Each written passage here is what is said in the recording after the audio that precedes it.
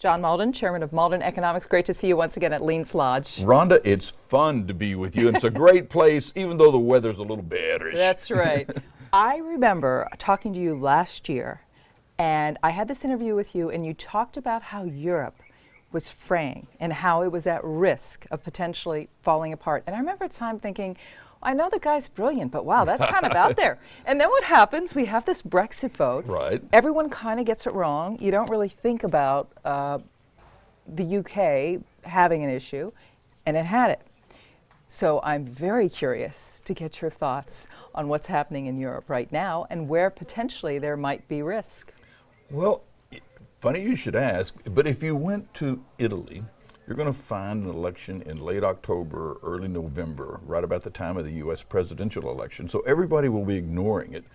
But they're having a referendum in Italy that will determine whether the current Prime Minister Renzi will stay, whether he'll be able to change some constitutional things. And if he goes, then you're talking about the equivalent of the Leave Party taking over Italy, which would be a disaster for the Euro elite. And it's a real possibility. I mean, it's not oh, this is what's going to win. Same thing is happening in Austria, where the two parties that got into the runoff, one was what they call a far right-wing party, which, I mean, to be fair, when you see what they're for, they look like the Republican Party here. But for Europe, it's far right-wing. And then the Green Party. So the two middle right, middle left parties completely came in like fourth and fifth. And so the entire establishment backed the Green Party because we just couldn't have the far right wing guy. And he got 49.8% of the vote and there was, and lost. And the Supreme Court came in and said, no, you guys stole this election. There were so many irregularities. You've got to do it again. And this time, everybody will be watching. And he's got a real good chance of another, really revolutionary type of hardline nationalist takeover. And that is happening all over Europe. What's the Trump-Sanders phenomenon is the same phenomenon. What we've had is an era of globalization. We've had this marvelous world trade. And any economist that tells you that globalization and world trade and everything hasn't been fabulous for humanity is just not reading the data. They're ignoring everything. It has been wonderful, except that the old line is the future is already here. It's just unevenly distributed. And the benefits of globalization haven't been as evenly distributed throughout the United States. Thus you get Trump and Sanders, because it's just building, it's building. I mean, we're out here on this beautiful lake, and we've all got Maine guides taking us out. And most of these guys are living hand to mouth.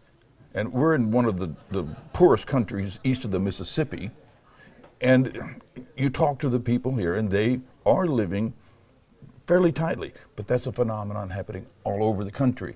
And what you have is the elites in both parties, what Peggy Noonan calls the protected versus the unprotected.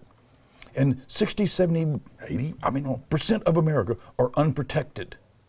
You and I are lucky. We can, through whatever benefits that we've come through in life, you may not, I didn't grow up protected, you may not have grown up that way. But if our car breaks down, if we need a lawyer, if we can work the system. We've got enough money to take it. 47% of America doesn't even have $400 saved. They are one car problem, they are one illness away, they're one kid having an issue from no cash and having to sell something or do something. And it makes them feel uncomfortable. It makes them go, something's wrong. They look on TV, they look around, and so many people seem to be protected, and they're not hearing them, they're not listening, and they're coming back and saying, I don't think that Donald Trump or Bernie Sanders are the fire.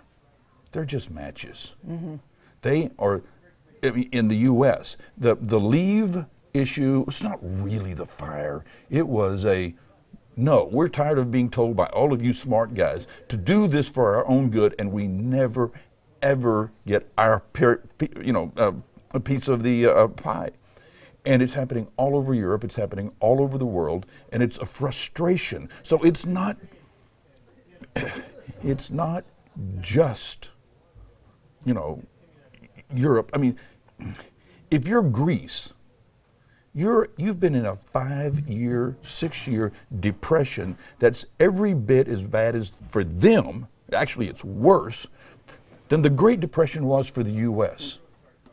And then the IMF comes in and says, well, you've got to cut back more, and you've got to spend less, and you've got to tax more. Really? That's your solution? And so when they come back and say, we've had it. Right. What do you expect? And this is happening when elites come in and say, this is what this is what our theories say. Well, the problem is people can't eat theory. And so thus you get frustration at the polls. You're right, they probably don't understand the issues, but what they do understand is their frustration, and they're tired of going in the back door. They'd like to be able to be invited into the front door. They would like to be invited to the party.